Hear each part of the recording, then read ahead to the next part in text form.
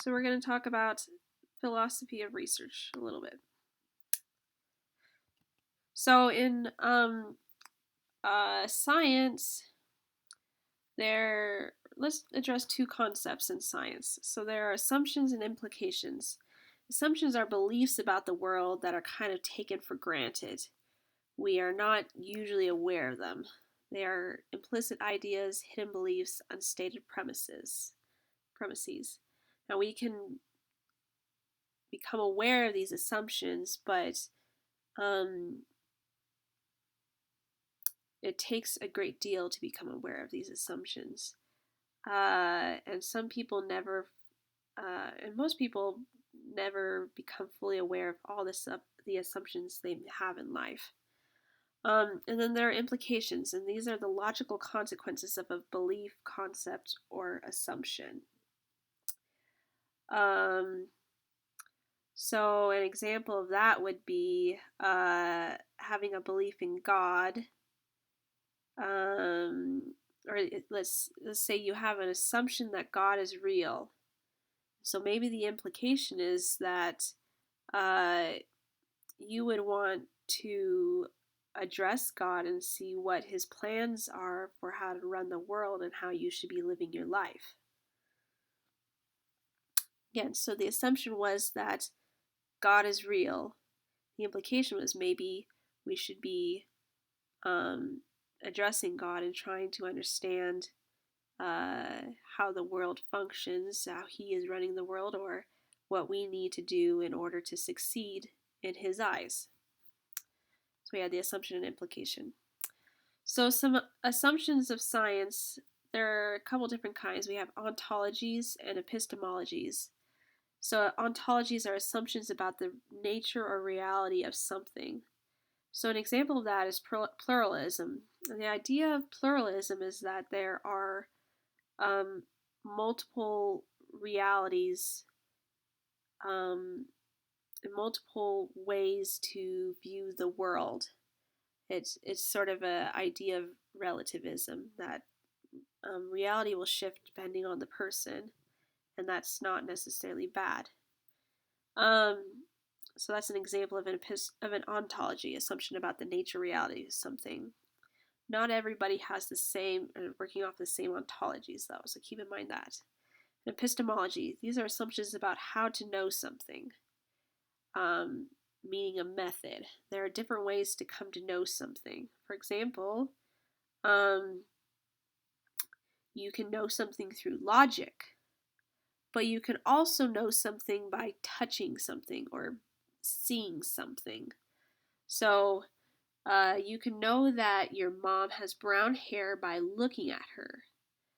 Um, and that's a different sort of epistemology than logic, which, like, math is based on the epistemology of logic. So uh, ways of knowing, with logic, you could add 4 plus 4 and get 8.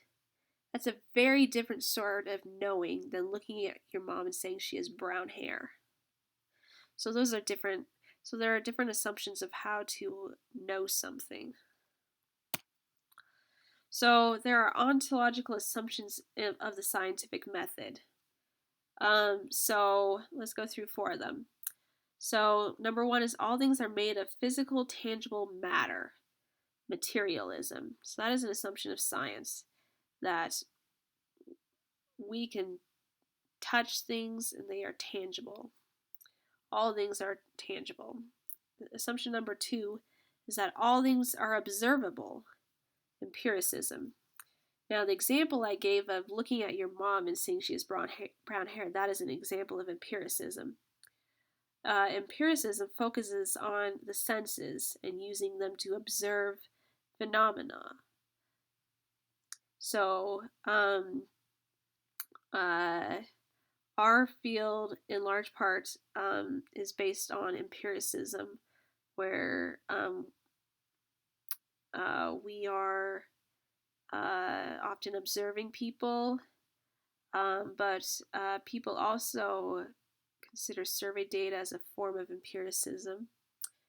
It is sometimes thought of as like a more looser idea of what empiricism is, but it still is usually put into the category of empiricism. So another example of empiricism is you could know that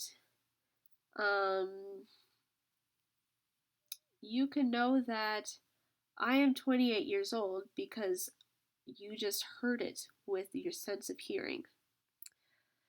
Okay, assumption number 3. All natural things and processes can be broken down into their smallest parts. Reductionism. So this is the idea that you can take you can take phenomena and break them down to their smallest parts. Or you can take an object and break it down to its smallest parts. So like an atom, you can take it and break it down until to its smallest parts. So like you have the atom, and then you break it down into protons and neutrons, electrons, but then you can even break those down even further. So assumption number 4, all natural things are governed by natural law. All things have a cause and effect. Determinism. So determinism is the idea is that there is a cause and effect for all things. So for example,